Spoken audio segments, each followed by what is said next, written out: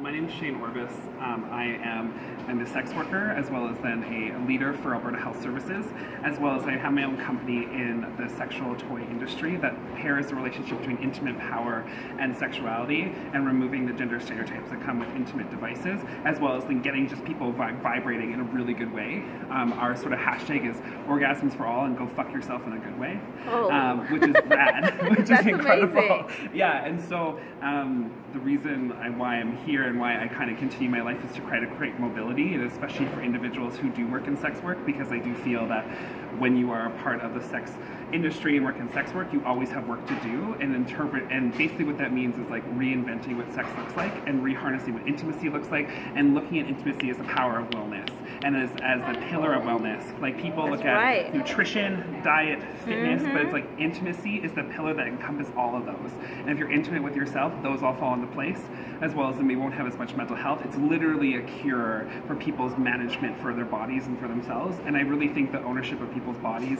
is for them to kind of determine. And I also believe in the demonetization of genitals. I don't feel that any person should, if you're offering a service, should be able to name the price of how much you're worth. I think that's bullshit.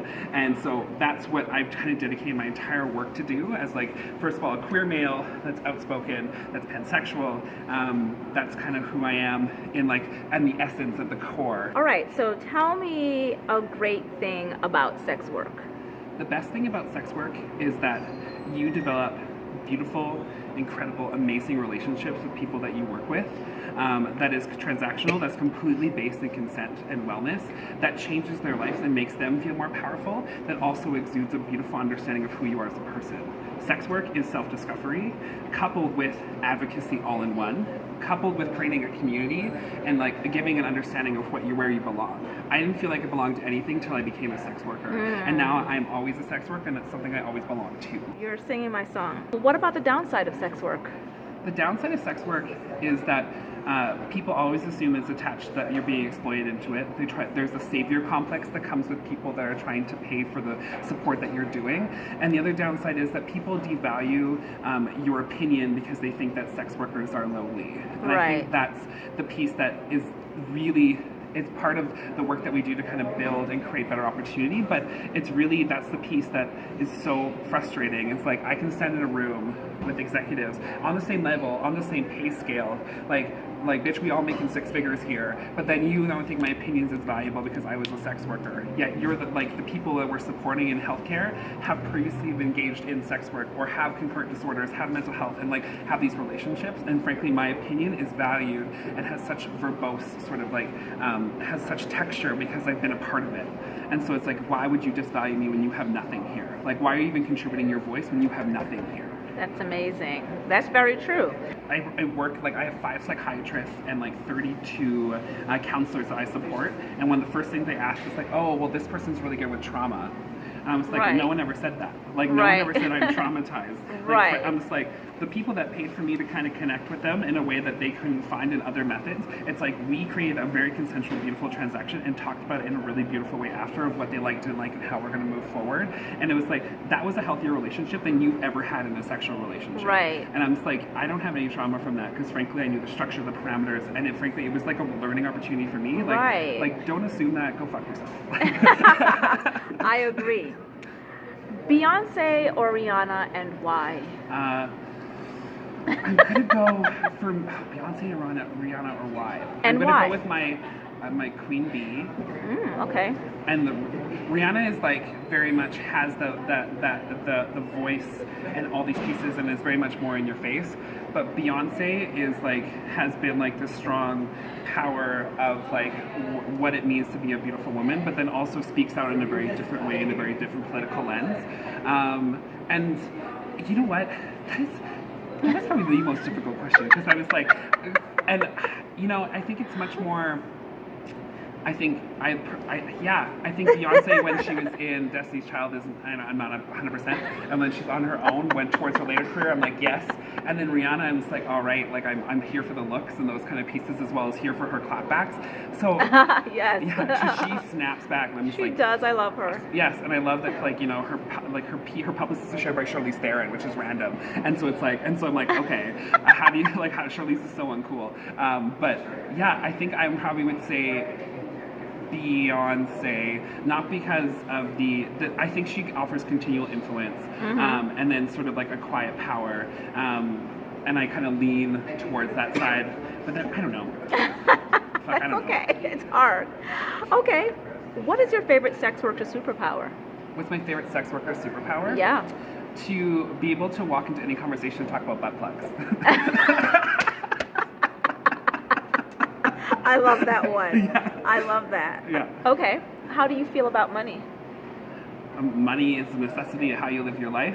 And how do I feel? I lean towards more of like the sort of like socialist side, where I think it's like if we all kind of shared more and got better our needs met, everyone would be better off. With that said, I think it's like you got to make money, you got to earn it, and then you work hard for it, and it's like and it's a nice gesture to have, just to make like so you can live in a beautiful way that's required by your society. I think that's the piece. So money, I think, is one of those pieces where it's like it's a part of how we create services and how we deliberate and how we negotiate, and I think it is a strong peon, and you know you have to learn how to get it. It doesn't matter which way you do, and if you do it and it's powerful for you, then fuck yeah, go for it. Perfect. Should we terraform Mars or leave it alone? Leave fucking Mars alone. How about we like stop like fracking and murdering our own planet and look at like trying to restore what we have and like create opportunities here where we can create sustainable opportunities before trying to go to a planet that's virtually inhabitable. We're trying to terraform it anyways. Like what are some of the local organizing efforts or something that you're working on that you want people to know because you're here, you're in Calgary? What we need to know is that there is like an underground movement of incredible performers that are changing the conversation about what sex is, what intimacy is, and what the conversation is. There are burlesque community, there are people of color, and they're out here creating change in that regard. They're creating art, they're creating change.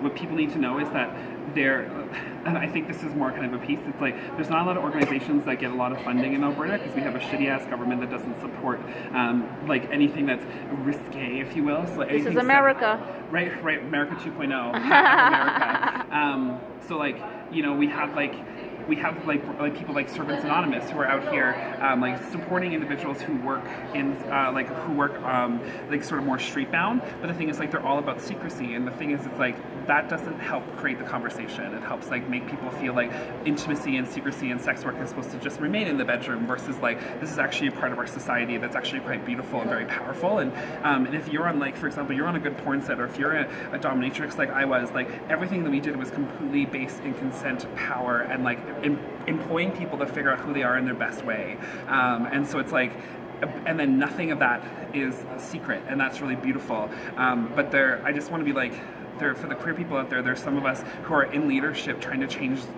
the game. I started now teaching about how to communicate with people who've been sexually exploited, and like that has not been something that's been taught in our healthcare system. There's 111,000 people that don't know how to talk to someone who's experienced exploitation. And you know, we have people like CISART, which are support individuals who experience sexualized violence, but they haven't experienced what exploitation is, and like sort of those kind of pieces, as well as like you have people who come in from sex work and immediately it's like, what were you wearing? Like, and it's like we still have that culture, and it's like no.